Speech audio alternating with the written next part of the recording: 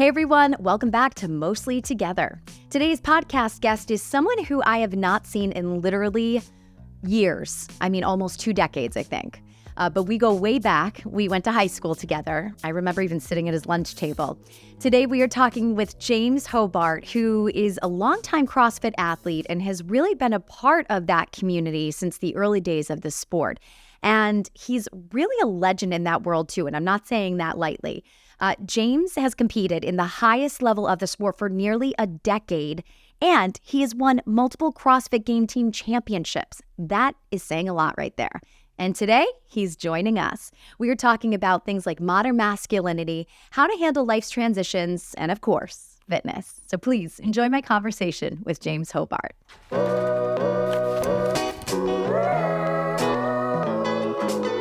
James Hobart! Hey, how are you? How the hell are ya? I know. How the hell are you? Great.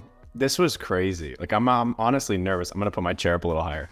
Oh my gosh, don't be. This is so exciting. I can't wait to tell you how this all kind of came about too, because I'm pretty curious. Oh yeah. So first of all, when was the last time we saw each other? I was trying to wrap my brain around this last night. I'm like, yeah, I was, because I was telling my wife, Cassandra, that, you reached out and we were chatting, and I was like, I don't know if I've talked to Nicole in 20 years. Yeah. So I graduated 2006, and I distinctly have a memory that we were at someone's house who used to live across the street from our high school, and it was like a get together there. And I think that that's like the last core memory I have of hanging out with you. Yeah, that would be the place for sure. Yep. Yeah, I think that's certainly possible. Though you sort of I was creeped your LinkedIn, and it was on your Instagram, and just seeing what you've been up to. But you were in Dedham in 2000s, early or mid 2000s. Yes, 2008, 2009. I was interning at Fox 25. Yeah, I think it was something like that. And I ended up I lived in Dedham for a while. Oh, get out. And I had actually just moved to Boston in 2009, but I lived in Roxbury Crossing. Oh, okay. Yeah. Which was a wild time. Last I had heard, you were going to Suffolk for law school, right? Yeah, I did that. Yeah. I finished law school. I want to say it was 2011. So I went to Boston in 2009, I believe. Okay. And then might be a year or off there. Might have been 2008 or 2009. And I attended Suffolk Law School. I did finish. Good for I'm you. not a lawyer. Spoiler alert. And I think I graduated in 2011, maybe 2012. Law school's 3 years long. And stayed in Boston for a long time. Stayed there for about 11 years. Took a completely different life course than I thought I would. It was really funny. I was, and I think I'm getting ready for another one now, but I was watching your intro to this podcast last night, and you were talking about like life, I think you said something to the effect of, what does somebody in their 30 somethings do is start a podcast. Right. Yeah. And you were talking about life changes, but yeah, I was in law school, and that kind of started the career I've been on now. I remember calling my mom and basically being like, hey, law school's pretty cool. I don't want to be a lawyer, and I want to work with people in fitness, which was very weird because I never expected it. I didn't love being in the gym, and then that kind of started the ball rolling to what has been, a lot of time in fitness, specifically CrossFit. So my husband was on his phone looking up some exercises. I think it was on, right? It was on the CrossFit app or website. And the funniest thing, I happened to see, the demo videos, and I'm like, that guy looks really familiar. Let me see your phone. And I'm like, is that James Hobart? So yeah. Anyways, he's like, yeah, James Hobart. Well, he's looking at me like, you know him? And I'm like, I went to high school with James Hobart. Yes, I know him. And it was funny because I was thinking how I know you as Hobart. I never called you James, really. We all called you Hobart, I mean, we ate lunch together and stuff, like your senior year. It's so funny. And to see, where people end up in life. I think this is like that classic example of you really never know where people are going to go and what they're going to do. And I think it's so funny you worked for Channel 3 News, just because like I grew up on Channel 3 News because we lived in Otis. Oh, and, right. all the news came out of, Hartford, anything Winstead area. So when I saw you worked for Channel 3 News, I was like, my family grew up on Channel 3 So News. you watched Gayle King then, right? Yeah. The Gayle King show. Yep. Yeah. Wow. What a wild name to hear and remember. But yeah, true. That's so cool. That's crazy. And it's so cool because, like I said, we probably haven't seen each other in almost 20 years, right? Like 2007, 2006, 2007. So I guess, what do you remember about that version of yourself? Like before, even before college, before getting into CrossFit? Yeah, that I want to share. Sure, I'll tell anything. you this. I had this other memory. It's funny too, because I was looking at like what you've been up to in your newscasting experience and broadcasting. I was like, God, that makes so much sense. Really? For you, and it's like such a perfect fit from what I remember of your personality and being outgoing. And anyway, I had this memory. I've had this memory that I think it was junior year. And like most people in junior year, all your friends are like, everyone's getting ready to like apply to college and they're looking at colleges. And I don't remember who it was, but somebody had asked me like, where did you apply? And I sort of stopped. And in my head, I was like, oh crap, I didn't apply anywhere. And there was a lot of things I liked doing and I wasn't sure exactly what I wanted to do. Mm-hmm. And I think but I knew I liked doing a lot of things. And I think that is like something that has come and gone throughout the last, X number of years for me. But I think, recently, Cassandra, my wife, and I were having this discussion of like, what happens the next 5 or 10 years? And she's like, what do you really want to do? What do you really like? And I was sort of like, I really like doing a lot of things. And that has really stayed with me from that time. And at times in life, it's that sort of sometimes at its worst, it's like this dilettantism that you kind of do a little bit of a lot of things and nothing really great. And that can lead you down some funny paths and maybe not even make momentum toward any one direction. And at times in my life, I've liked that more or less. You spend a lot of money to go to law school, you get into law school, you put all this effort into it, you get 2 years in, you're like, oh, I don't think I really like law school. And then I'm going to go on this completely different career journey that is kind of a wild risk. And I have no idea where it goes, but I know I like it. And so I would say at times I've always been good at that. Chasing something I really like, which, it's good and bad. I think sometimes you have to have some discipline to work through things that you don't love at the time, but to get to something bigger. But, I've been really fortunate over the last 2 decades to pursue a lot of things that I truly love. And I think I held on to that. And then when I was younger, it might have got me distracted. But now I think it's really helped me have a long time in a career that I've really enjoyed and never expected. And so isn't that the exciting part, like I was talking about with the journey. It's just you sometimes can't even conjure up like what your life is going to look like in 15, 20 years, And it's funny because when I thought of you in fitness, like you were always very fit, in high school. I remember you playing soccer, football. You were very well-rounded. Dare I say our drama days? No. Were you Conrad and Bye Bye Birdie? Yeah. Oh, man. I was Maria in The Sound of Music. We were always involved in a little bit of everything, which is great. But it's funny. I'm so curious how you went from that version of you, kind of having like the poo-poo platter of life, trying a lot of different things out, checking out different roads and stuff, and then ending up, with CrossFit and everything that you've built now. So what was that transition like? Yeah. For a good friend of mine who I really like and respect, he always says, right place, right time, right attitude. And I think, if I always joke, like cynically, if I did have a superpower, it was just attaching myself to people who are really excellent and somehow finding my way into people who like wanted to put up with my nonsense to give me a little bit of extra time to teach me and help me learn. If that's my superpower, that's what it is. But I think a lot of that came down to, right place, right time, right attitude. Mm-hmm. And what's funny is when I was, again, like back in high school, thinking about where to go to college, I just made like this series of really good decisions that I think were born out of a lot of bad decisions. Had not applied to college and was like, you know what? I don't want to apply. College seems expensive. I'm going to go to community college. I went to Berkshire Community College for 2 years, turned myself around as a student a little bit, had a lot of great experiences there, got to spend, continue some really close friendships with friends from high school, which was cool, got to stay home, did well enough there, got a nice little scholarship to go to UMass because it was a state school and they had a really good relationship, BCC and UMass. So it was like, it kind of put me back on this path of like, instead of just making this decision of going to college and basically bankrupting myself, because I was not a I loved high school. I did really well at the social aspect of high school. The academic aspect I was not great at. And I sort of self-corrected that by going to community college. And other than, marrying my wife, I say the smartest decision I ever made in my adult life was doing that community college 2 years, because for some reason it sort of just like got everything back on the path. Oh. And then ended up going to law school. And as I was getting ready to go to law school, that's kind of when I stumbled into training CrossFit. And at first it was just sort of like, I didn't love being in the gym.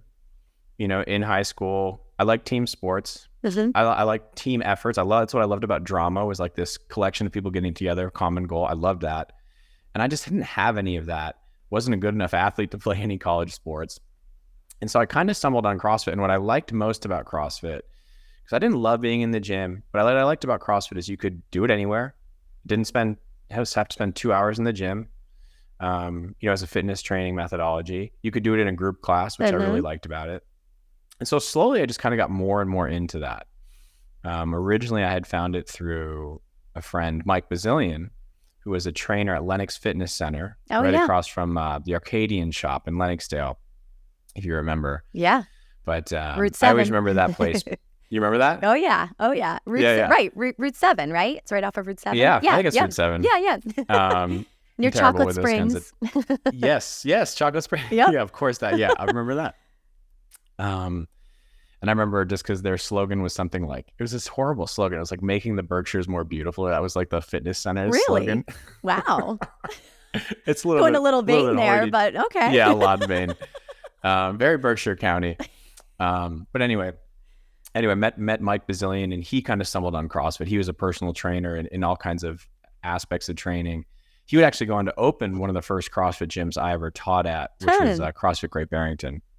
Oh, wow. And, so he kind of introduced me to it, and then I kind of got the ball rolling. It was a really weird time for me because I was going to law school. I liked law school.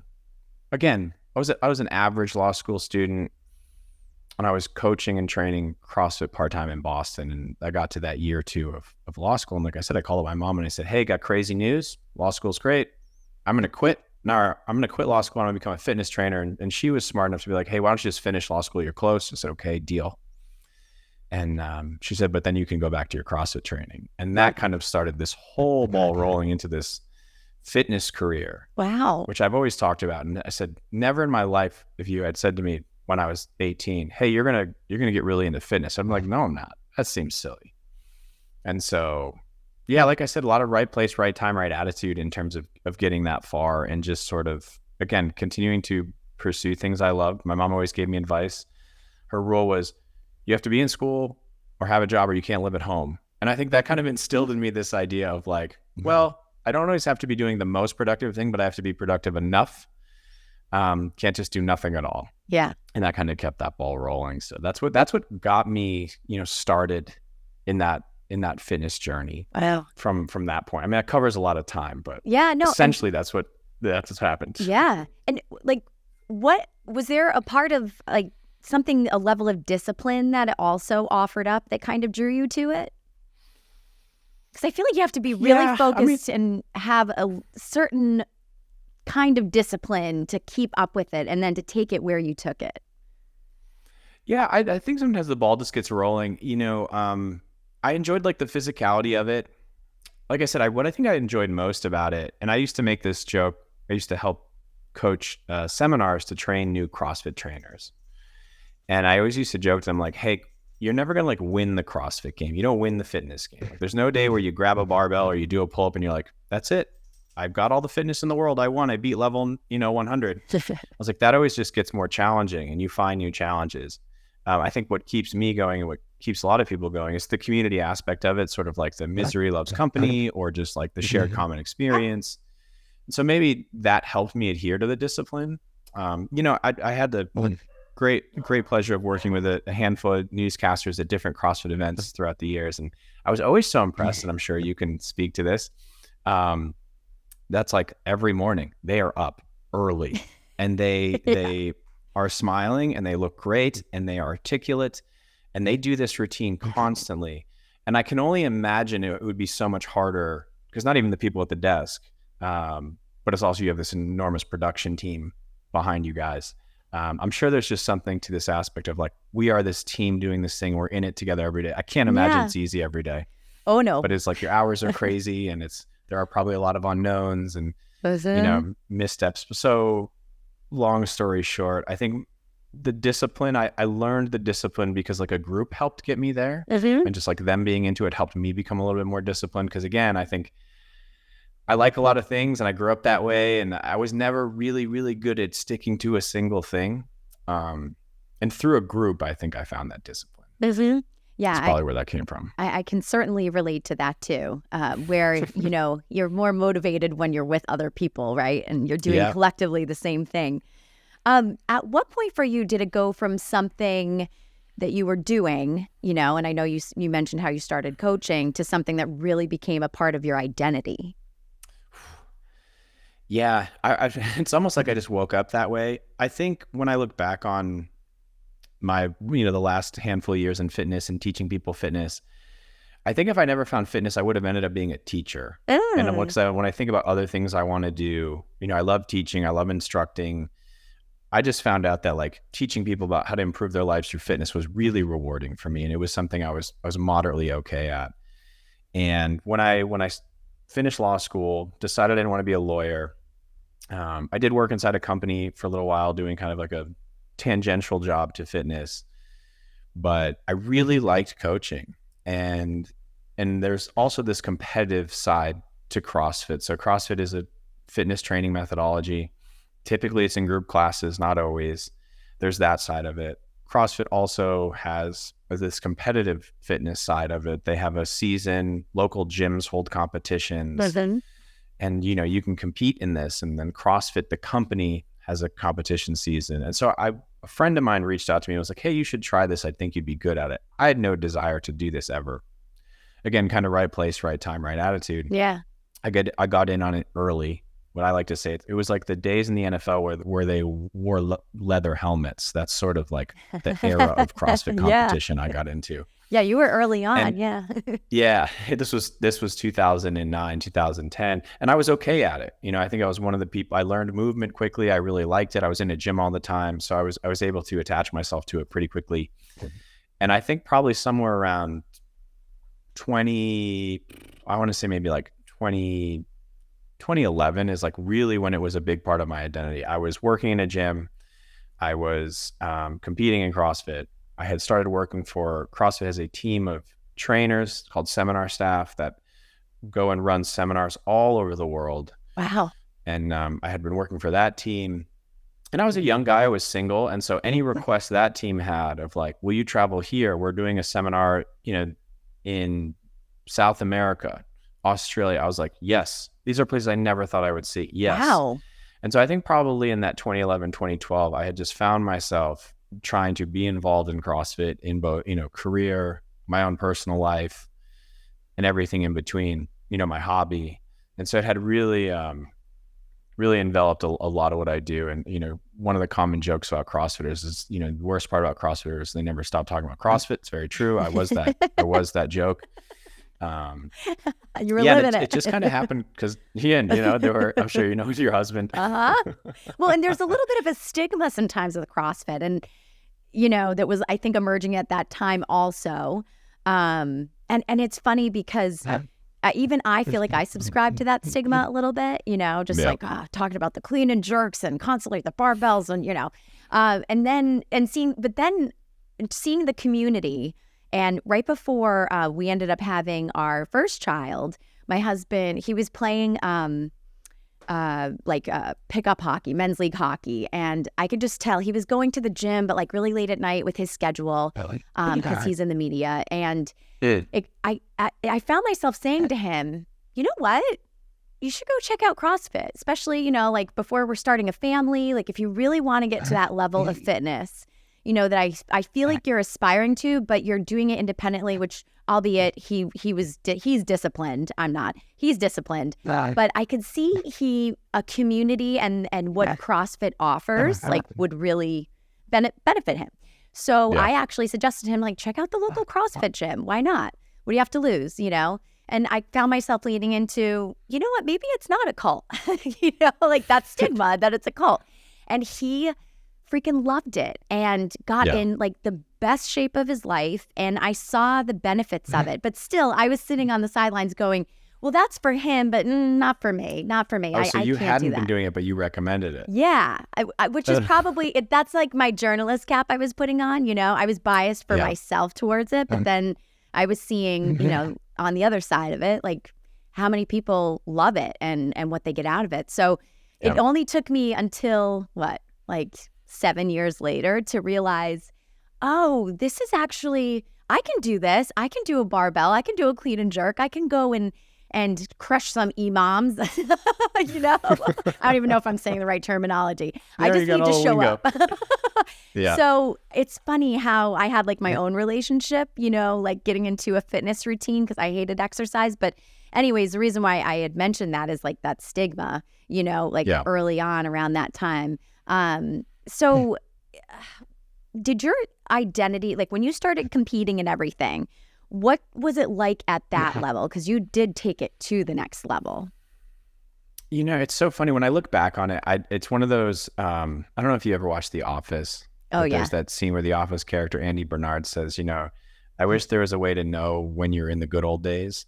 And I love that quote. And my wife and I talk about it a lot. And we try really hard in life to stop and be like, "Oh, we're in the good old days right now," or someday we will look back on that. But point being is at that time I was just like caught up into it. I don't think I like ever stopped to be like, wow, look what's going on. I mean, now I can then there have been times in my life where I've looked back and like, wow, I just spent 10 years just like working out competitively. Like, what have I been doing? But then when I stop and I look at like what that led to, who I met, opportunities that opened, kind of full circle moments like this one that are just really enriching and endearing to me.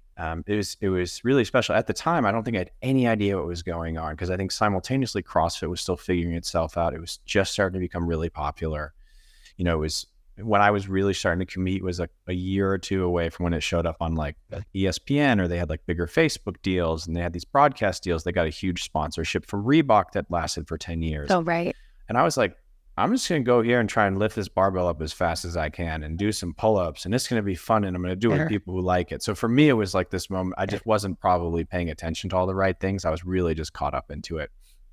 Because like I said, I don't think before that in life, I had ever really attached myself to a single thing so much. So that was very new to me. And I was just kind of taking it and running with it. And any opportunity that presented itself, do you want to go compete here, train for this, travel here to teach these people? It was just this yes. And it gave me really a lot of really special opportunities. Like I said, I've traveled to just about every continent on the planet to teach CrossFit. Wow. The cool thing, and this probably doesn't help the criticism that CrossFit's a cult, is like you go somewhere to teach CrossFit and they're just so happy to learn about CrossFit or show you what CrossFit is like in their country. I taught CrossFit in playgrounds in India, in Brazil, in South Korea, in Russia, China, you name it. And I've taught CrossFit there, and a lot of it was just me saying yes. And I'm so grateful for that, because I don't think that would have, that wouldn't have happened if I wasn't coupled just by this very, very random opportunity that I just decided to keep trying to push into. So I don't know if that answers your question at all. Totally. I got chills when you said I just kept saying yes, because I feel as though, when you're early on in your career and just starting out, we're kind of trained, if you are on the path, like just say yes to everything, say yes to every opportunity. And that does serve us, for a long time. And then it comes to the point at what time do you stop saying yes and kind of, taking a moment to really think about, how is this going to serve me? Is this going to burn me out? Is my heart still in it in the right way? And it's funny, everything that you're saying with this,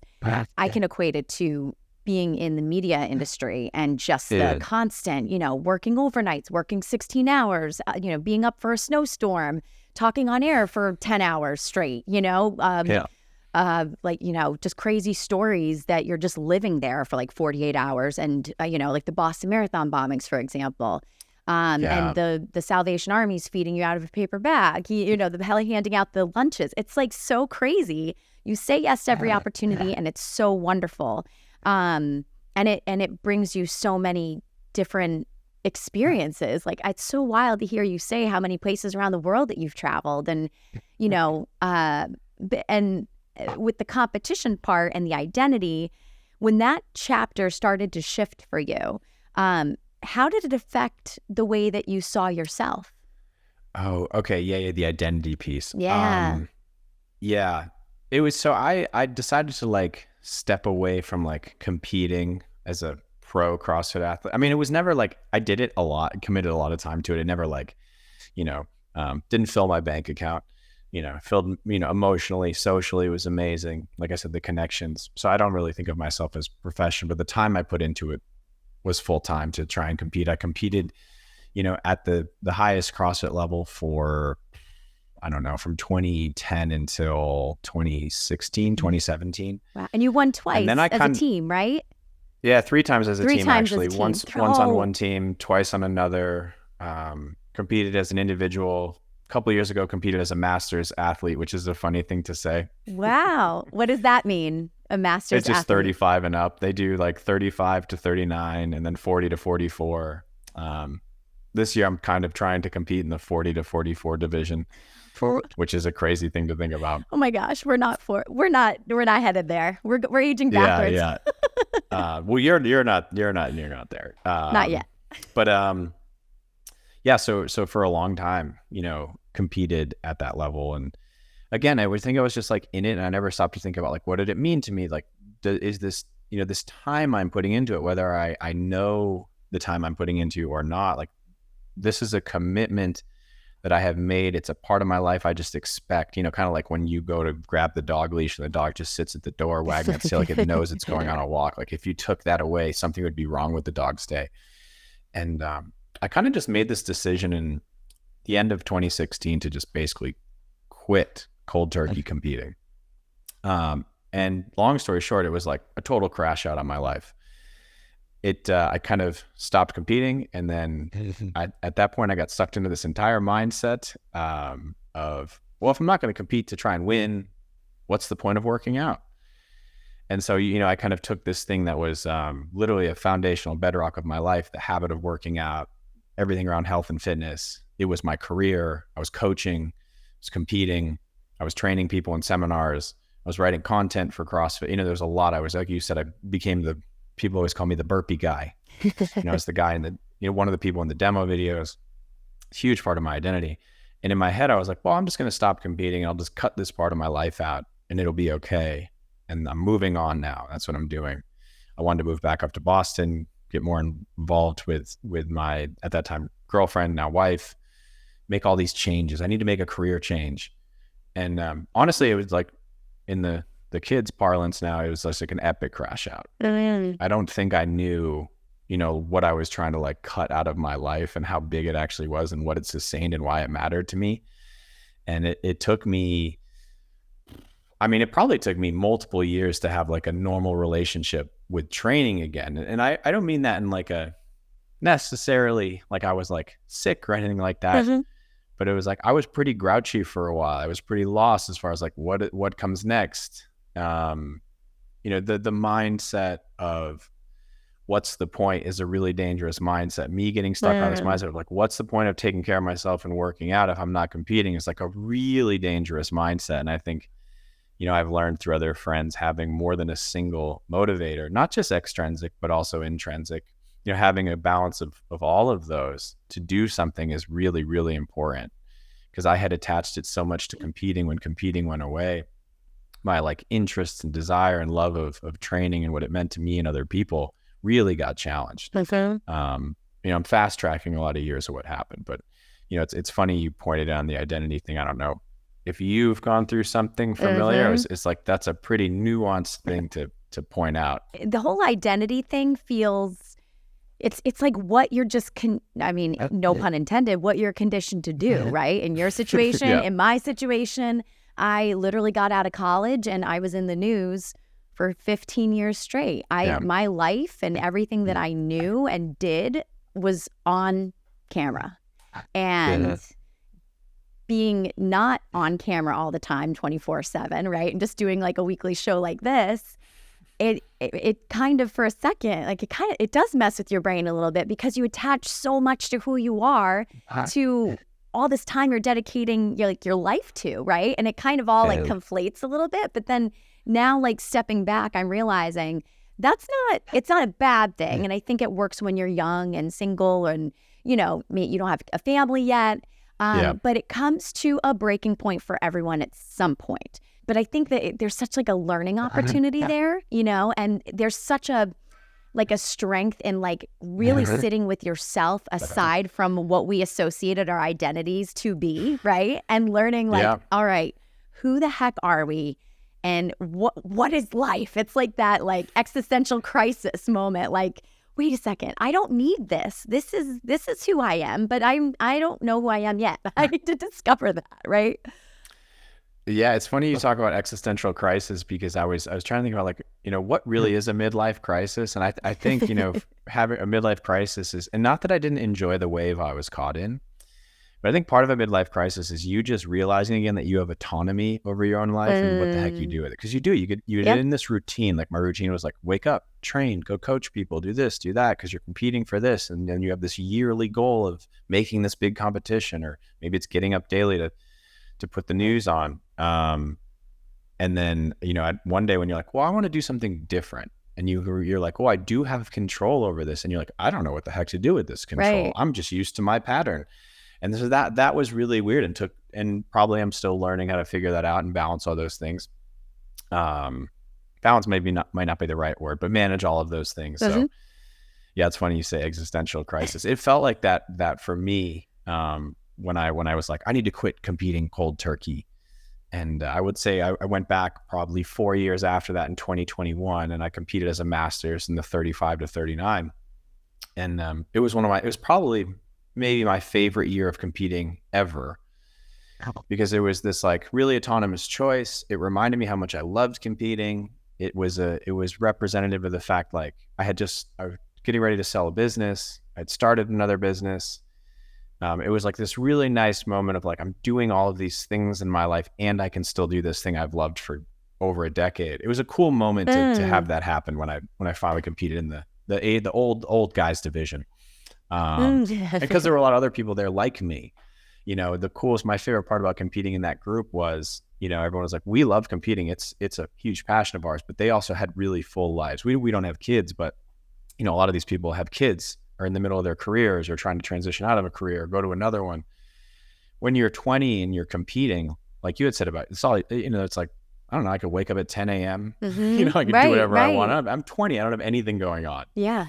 Especially if you're a student, at least for me. So it was like, it was nice to fit that back into a fuller life. And it was really satisfying when that happened. Yeah. And that's kind of the sense that I'm getting from you describing it. It's like you were kind of, not that you weren't conscious, obviously, before when you were competing, but, you get into that cycle in a way, right? And you're just like on the hamster wheel. And now when you were competing in the Masters, what I'm hearing is, wow, I'm like consciously choosing to compete and do this and going in more intentionally. Yeah, no, that's spot on. That's exactly what it felt like. And to fit it into my life and realize it was like, okay, that I was taking time to do this away from my career, or away from my career to compete. So yeah, it was really, really nice.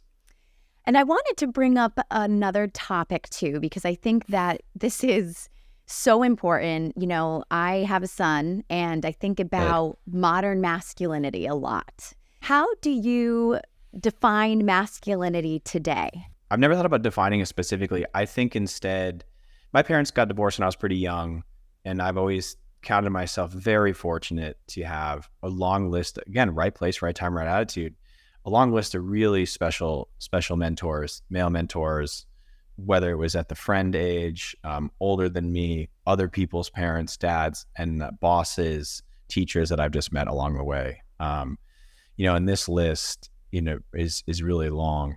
And so I think, if anything, I'll try and think of a definition for you. I don't have a great example. No, that's okay. But I've tried to take the lessons that I've learned from all of them and incorporate them, and things that I've seen them really stand out and do excellently. And hey, I want to be more like that guy, like in this way. Mm-hmm. I think it's ranging from, Daryl Sawin, who was another classmate of ours, father. I think the lesson of like work hard, play hard, I learned from him so much. Yeah.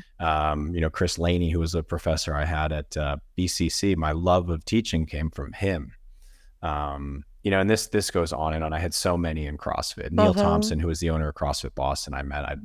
I learned so much from Neil about interacting with people and conducting yourself in front of people, and how if you're going to lead a class of people and you're going to be a coach, there's this element of leadership there. And the leader can't always act like all of the people in class. You don't have to, it's just so many little lessons from those men along the way. Not just men. I have an extremely strong mom. I learned so much from. I'm 100% a mama's boy. Married a very strong, independent woman, and my wife Cassandra, who I not just love, I just admire how she operates in the world. So, I don't know, masculinity. I want to say like something about willingness to, learn from others, or you know what? I'll tell you. Here's a good example, because there's somebody I coach in the gym. And I heard this quote, and I think of him, and it's be strong enough to be gentle. And I know this guy, and he just is that. And I know he's had a really pretty rough upbringing in his life. A lot of like true pull yourself up by your bootstraps. You're never alone. There are always people in your life who help you. But I would say, if I was to define it, I would say be strong enough to be gentle, which to me really means you want to have like your own house in order enough so you can go out into the world and help other people. And if you are truly strong, I think you so rarely need to rely on like this like reactionary, vicious, control other people type persona or attitude. If you're truly strong, whatever that means, you can be gentle, you can be kind and gracious and patient, and you can weather storms. So that's probably how I would define it. We got there. Yeah. No, I love how I love the gentle side with the strength, because I think in the past people have not been able to marry the two. You're either one or the other. And I also feel like with exercise now, we're hearing more about the benefits with mental health too, especially like through the pandemic. Like my husband, for example, set up like a little CrossFit gym in our garage, because at the time, everything's shut down, and there was a little bit of a transition there, right, to get back to quote unquote normal. But I also think it's almost like normalizing mental health. That it's good to focus on it and have some healthier options, and alternatives to turn to. Yeah, I mean, life throws curveballs at you, and you need coping mechanisms. At some point we need coping mechanisms, and hopefully those coping mechanisms can get us back to normal rather than continue to derail us. Those coping mechanisms I could turn working out, and I had at times in my life, into something that was like, you fixate upon, and they become, as someone once said, it's easy to build a totem, worship a neuroses, right? I was like, I got to work out. If I don't work out, I'm losing all my fitness. Like we've all been there with that. I was there last week, actually. No. Yeah, there you go. Like, you miss one workout and you're like, my life is over. Yep. Yeah, I've been there for sure. But yeah, that's something I think about a lot. And because I admire this about myself, like I'm a pretty gregarious person. I'm loud. I'm a big personality. And so when I see people who are like calm and gentle, I always admire that. And I admire when I can do that. I love my loud, obnoxious side. But sometimes I'm like, oh man, if I could just be a little bit steadier, if I could be a little more cool, calm, collected, that'd be really nice. So I really admire that in other people when I see it. Mm-hmm. Yeah. And how did you feel at the time was there a moment in your life where you felt like you were really tapping into the gentle side and the strength, like they were kind of working side by side? Or do you feel like you kind of always had that going into CrossFit and competitions and coaching? Yeah, it's funny. I'm like a walking, just like Instagram, cheesy motivation when I think about this stuff sometimes. But No, it's okay. We all subscribe to that, so don't worry. hey, some of it really works. Oh, yeah. I think when I had stopped competing and had time to reflect on it, one of the things I noticed was like there could be so much going wrong in competing, and that was one good thing. Like, I was never the strongest, never the fastest. I handled the stress of competition really well and the chaos of it. Same thing coaching in CrossFit in classes. And there's reasons for this. My knowledge of it I've done it for a long time. So my knowledge is pretty strong. That foundation is strong. So that gives you confidence. But I noticed there were other areas of my life where I was like not cool, calm, collected. Like I was like reactionary and things really frustrated me and I didn't quite know how to handle them. I think I had a hell of a learning curve learning how to be a better partner to my girlfriend, fiance, wife, taking things personally, wanting to fix every problem. Mm-hmm. And I would be like, well, I'm over here and coaching and everyone's like, well, you're so poised and you can do this so well. How do you keep it calm? And in my head, I was like, yeah, but over here, I'm a mess. And like, why can't I port that skill over to this side of my life? And how do I do that? So I think that's less of like these moments of noticing where I was cool, calm, and collected. It was more of like, well, what is it that I'm doing to be cool, calm, collected over here? And how do I help bring that over to these other areas of my life that are now important to me, whether it's career, relationship, friendship? That was more of the bigger realization I had, I think, from the time I spent competing and coaching too. I mean, there's a humbleness to coaching or teaching, and it's this balance of like, you do have to have a lot of confidence and knowledge, but at the same time, you really have to listen to someone who's trying to learn from you and to meet them where they're at and to be able to communicate with them. You can't just steamroll them with your way of doing things. And that's certainly something coaching has taught me, especially so many different types of athletes and goals and fitness levels, ages, you name it. And I think that that's a very human thing that you described, by the way, of how can I excel in this area but not apply it to my personal life. I mean, I felt like my personal life was a dumpster fire when I worked in the news at times. I wasn't sleeping. Yeah. I knew mom. I was like walking around. I was like literally a walking zombie. And I appeared like I was on, and I was fine. And because I have a ton of energy like you, we just kind of tap into that reservoir and we can turn it on and we're people, we thrive off of people and we get that like adrenaline rush in those community spaces. Yet at the same time, when you're sitting again with yourself, right, or in your home and the public or no one's there, that's when like it gets frustrating when I am so tapped out. Like, why can't I make this work in this area? That's a hard lesson. I don't know. It takes a little while. I think that's part of life, right? Like that's part of that lesson. I look at, relationships, for example, and I've said this for a long time, like deciding to commit to a serious relationship with another person was probably one of the most formative and developmental things that's happened to me, because it's like, you have to learn a lot. I've never really done that before. You have to, I'm sure, like being a parent, when I look at people who are parents and they're so hard on themselves, and in my head, I'm like, what context do you think the sack of flour you carried around in high school actually prepared you for being a parent? Like, what context have you had to be good at this thing that has so much upside, but potentially so much risk? So yeah, it's a funny thing as you get older when you realize, like, why can't I be good at this thing? And you're like, well, I've never actually been in this scenario before, even though the skill demands seem similar. So yeah, I feel you on that one for sure.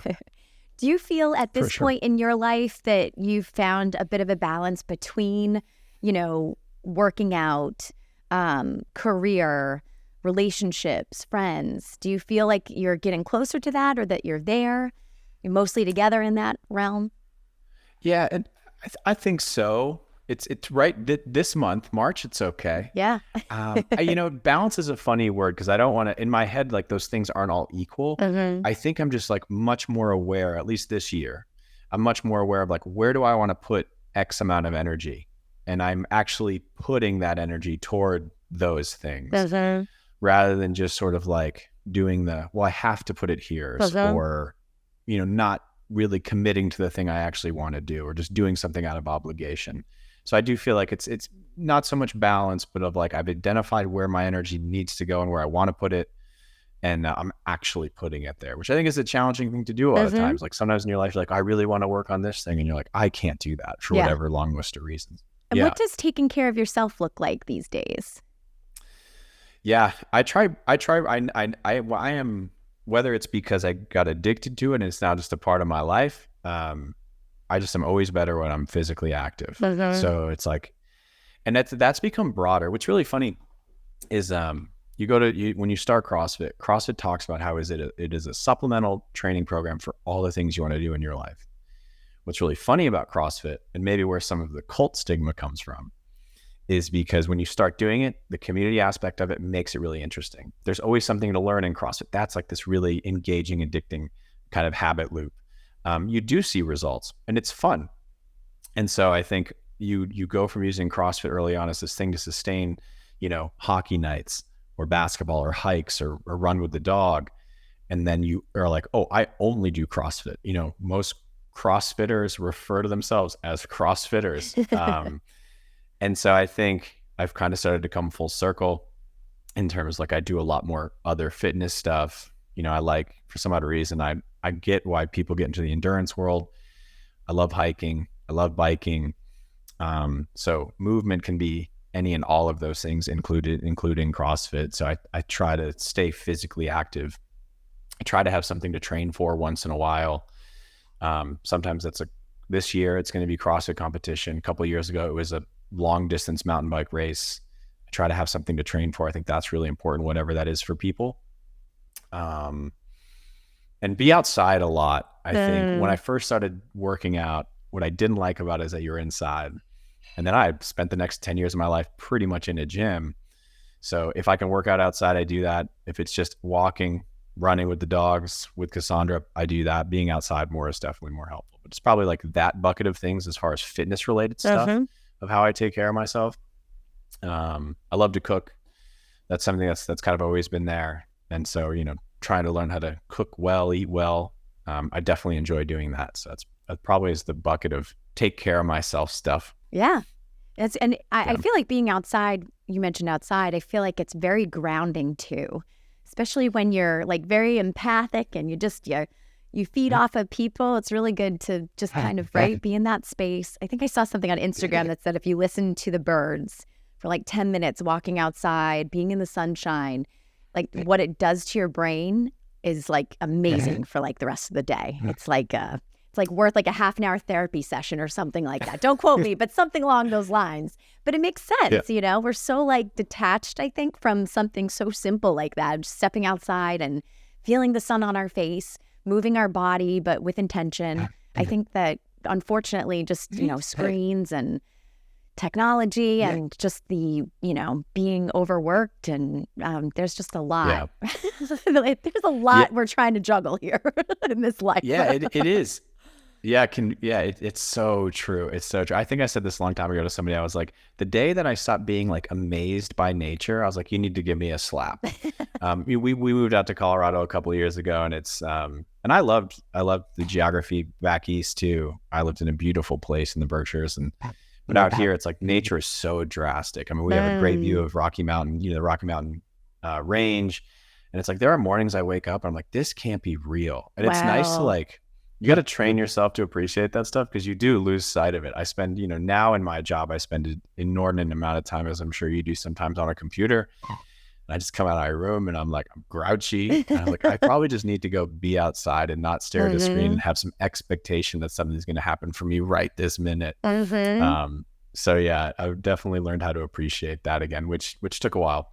Absolutely. But we're getting back to it. That's great. Oh, Colorado is so amazing. Hey, you guys, anytime you guys, want to come out, want to get a little mountain getaway, you are welcome. Thank you. It'd be awesome to meet your family. And we love guests. We moved out here thinking that like our whole family would want to like come stay with us, and it's Colorado. And so like we did get a house that had like a guest room and then it was like Cassandra's parents retired to the Cape. My mom has 2 dogs. Her sister moved down to Charles. Like no one wants to come see us. Oh no! So maybe it's just us. Maybe we'll it's us. No. But, yeah.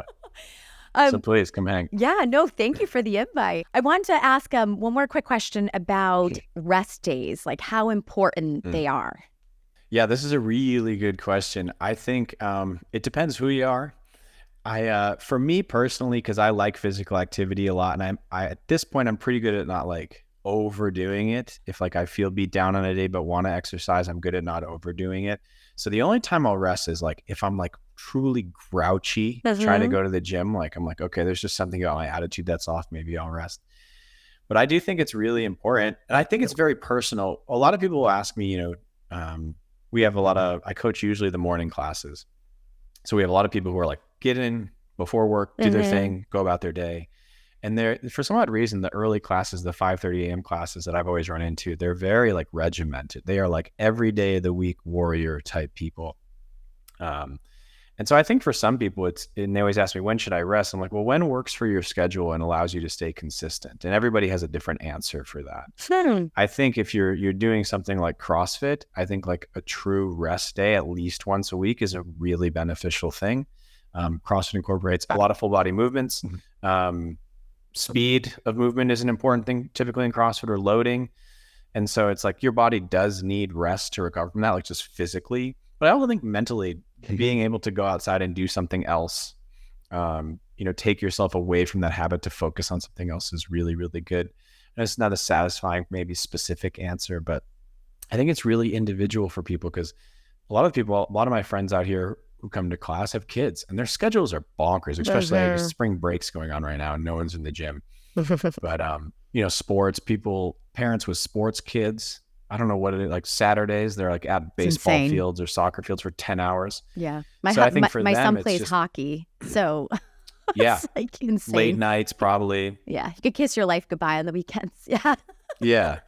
And so maybe that's your rest. And I think it's something where it's like, if you are an adult with a full life, like rest will present itself. It's more of like, what's the consistent schedule? Can you get into the gym or whatever fitness activity you like to do, adhere to that fits your lifestyle, and the rest will present itself for you. I'm sure. Thank you. I needed to hear that, because I've now become, finally, it's like this moment where I'm working out and I got into a habit. And of course, this is after I got out of the news, because I never made time for myself or had the time, because I was just completely burnt out. And now that I had the time to exercise, even though I didn't like it, but I found things that I enjoyed, then I incorporated, the strength training classes, which were great. And then now I don't look at it as like, oh, I need to get to this size again, or, it's like just a lifestyle. And so we went on vacation and I'm like 2-3 weeks behind, I still did things to move my body. I wasn't sitting on a couch eating bonbons for 3 weeks, but I'm not looking at it like, oh no, now I fell off the wagon and I have to start again. It's crazy how you get in your head and you just beat yourself up. So I'm so grateful that I finally got to this point as someone who hated exercise, where I'm viewing it as it's something that I do and I get to do, and there's no goal. The goal is to stay alive as long as possible and be as healthy as long as possible. That's my goal. I want to ski with my grandkids or something. Yeah, no, I think that's and I think that I think that's a beautiful goal. It's I want to live my life better. I want to live my life a little longer. I think the quote of practicing a good habit poorly is better than not practicing at all. I think that's wonderful. I also think it's funny with people when we talk about any good habit, maybe it's fitness, eating well, I don't know, maybe it's reading, fill in the blank. I think sometimes we forget like how much accumulation we have up to a point. So like, you're like, oh yeah, I went on vacation, I moved a little bit, but I didn't really work out. It's like, yeah, but look at all of the days before that you've worked. It's like, it's not like if you miss it today, it's not like a comet that goes across the sky and we'll see it again for 80 years. Like, it'll be okay. Yeah. It's really hard to learn that lesson. I think it just speaks to how important like the habit of maybe training every day becomes to us. But it's simple. And I think one of the things that may be a big misconception of CrossFit is like, it always has to be CrossFit for it to be effective. But I think one of the lessons you kind of come full circle on with CrossFit is like, it's really just about, can you regularly move your body through its ranges of motion that it provides you and do so well? And if you can do that, it's like, well, yeah, do that consistently and you'll see a lot of great benefit from it. So Mm-hmm. yeah, I think that's awesome. I still have those days where I miss a workout and I'm like, Hard on I'm yourself a a little bit. mess. Yeah. Yeah, I think that'll, it's kind of like, I don't know, imagine if you missed a day brushing your teeth, you'd, I Yeah. don't know, you've brushed your teeth a lot in your life and you're Right. probably like, oh, if I Yeah. don't brush my teeth once, my teeth are going to fall out of my head. But, it will be okay. Yeah. And that it will be okay mindset is something that I don't always get right. And Mm-hmm. it takes a long time to cultivate that. But, there's a lot of that in life. So, All right. We are nearing the end here. I usually do a All fun right. little lightning round with my Oh, boy. guests. So I promise I won't ask you any specific questions from high school. I mean, I'll try to remember them. So, All right. So lightning round. Early mornings or late nights? I'll probably lean toward early morning. Okay. I need to sleep more. That's a self, if we want to talk about, that's a self-care thing I don't do well. But and I'm not even a parent. Like they really don't sleep. But yeah, I guess we'll go early morning if you want to answer. Favorite workout right now? Anything that includes running and squatting, because you get a little balance of being outside. And anytime I squat well, my body always feels better. So I love especially I also squats. get to run with the dogs, and I love that. All right. Your favorite way to spend time with your wife? There's two things we really like doing. I mean, we love working out together, but I love cooking. And while I'm cooking, preparing dinner, she'll sometimes sit at the island, and we just have really nice conversations when we do that. I think that's probably up there. And running together, again, just being outside, and we usually have nice conversations. It's probably something like that. So does that mean when we come out to visit you in Colorado, you're going to cook for us too? Yeah, absolutely. I'd love to. Yeah. Awesome. All right. I'll bring the wine. Yeah, there we go. Something people would be surprised to know about you. I mean, I love reading. I love poetry. Maybe that's a surprise. I'm a pretty big nerd still. And that's something I think my CrossFit fitness persona didn't let out for a really long time. I'm curious. Yeah. Did you not let that out for a long time because you didn't think that would line up with the community and the It definitely vibe? wasn't as cool to be a nerd as it is now. Mm. But maybe the people that are closest to me definitely know that. Yeah. So it's almost like you were giving yourself permission to be more of yourself as time went on. Yeah. Yeah. For sure. I mean, we all For have sure. that lesson. My God. The whole self. The whole self. Yeah. Absolutely. James, this is so much fun. And It's amazing to see you. So great. Amazing. It's so great to see you. I still can't believe how long it's been. Never before did I think I would be seeing a demo of a CrossFit move on my husband's phone, and that would be you. Yeah. Yeah. Well, we're definitely going to have to get that trip to Colorado on our calendar in the next year. Yeah, So. let's stay in touch. Yeah, absolutely. Super cool to meet your husband briefly and see some of your life through Instagram. So Yeah, Nicole, I really appreciate it. This was such an exciting blast from the past. it really was. It's so fun. great. It's like you never know who you're going to go to high school with, right? You never know. No, that's very well put. Aw, well, thank Yeah. you so much. This is awesome. Thanks, Nicole. All right, thanks for joining me this week. Remember, you can watch new episodes every single week on our YouTube channel, and that's youtube.com/@mostlytogetherpod. That same handle, you can follow us along also on social, Instagram, Facebook, you name it. And if you want to take the show along with you, you can listen to it on Apple Podcasts, Spotify, and really wherever else you get your podcasts. We're there. Thanks again for being here today. Take what you need, leave the rest, and I'll see you next week.